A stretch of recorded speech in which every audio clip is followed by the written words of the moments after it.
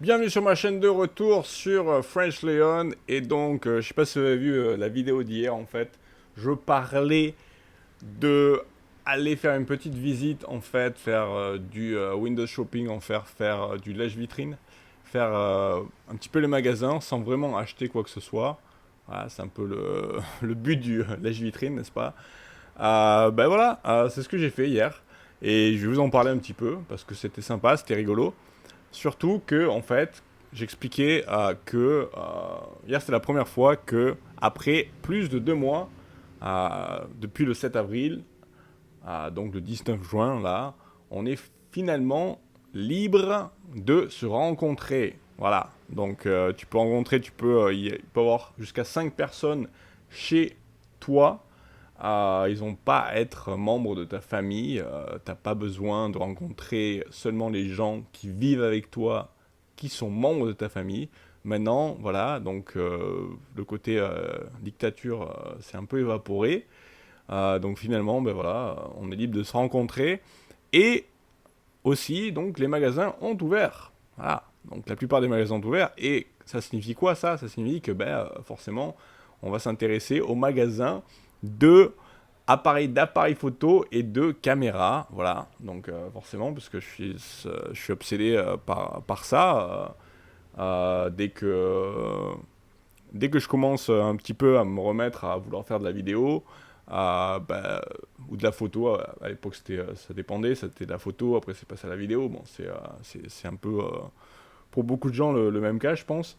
Dès que la vidéo a commencé à se faire plus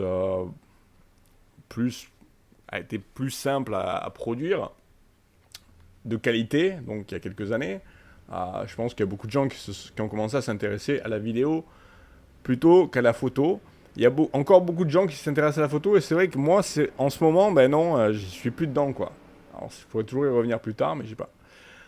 Donc, en fait, voilà, vous devrez regarder que cette vidéo que si vraiment vous êtes à fond appareil photo et surtout caméra. Enfin, en fait, c'est la même chose. C'est chiant parce que en français il y a deux noms alors qu'en anglais, voilà, tu dis caméra comme ça, au moins on se fait pas chier. Et donc voilà, là en ce moment, je veux dire, donc j'en ai parlé peut-être dans le titre, mais il y a vraiment le ZV-1, donc de Sony, qui est une caméra compacte dont vous avez peut-être entendu parler, c'est pour ça que vous regardez cette vidéo, ou je regarde cette vidéo parce que vous me connaissez, que voilà, vous regardez cette vidéo, ce qui est moins probable finalement parce qu'il n'y a personne qui regarde cette vidéo parce qu'ils me connaissent, parce qu'il n'y a personne qui me connaît de toute façon. Euh, donc en bref, le ZV-1, c'est vraiment le ZV-1, le ZV-1, bon, ou en français Z. Bon, allez, enfin, vous voyez ce que je veux dire quoi. Donc ben, elle est plutôt pas mal et elle me plaît de plus en plus.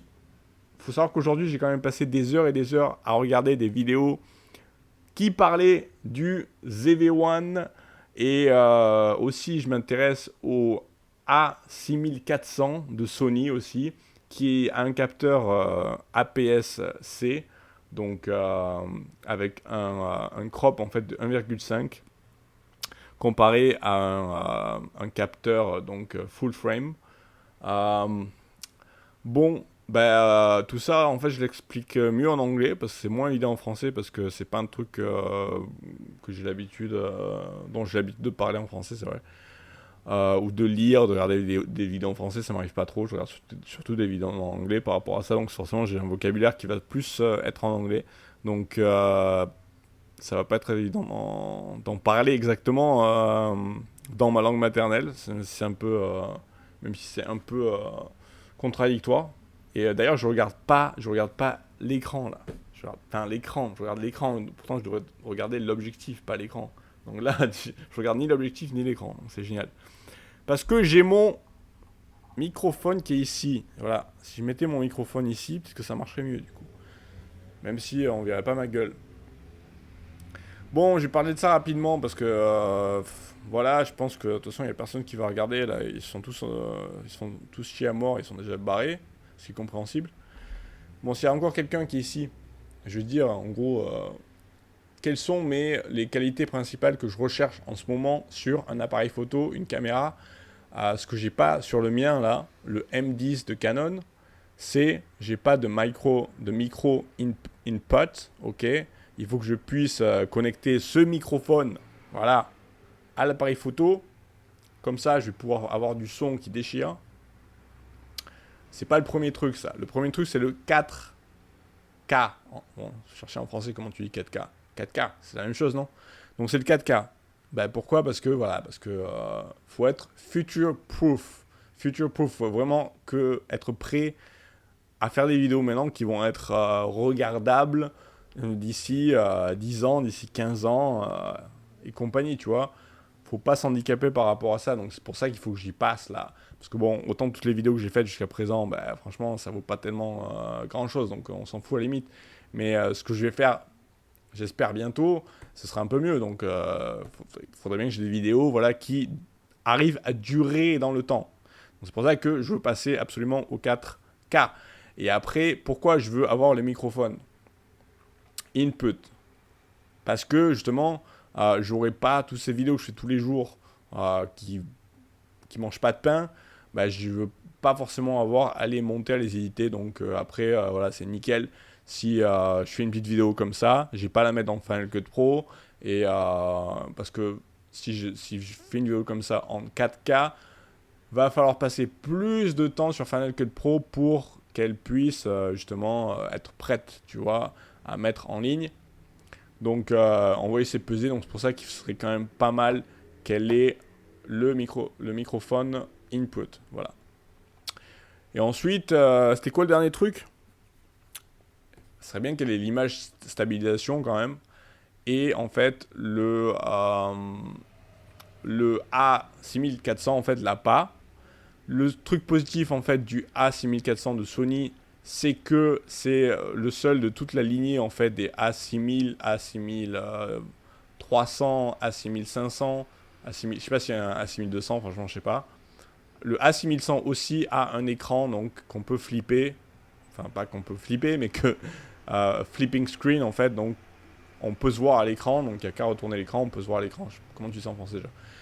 Et donc ça c'est plutôt essentiel. Maintenant, j'ai regardé un gadget en fait qui est juste en fait comme un miroir relevé en fait qui permet en fait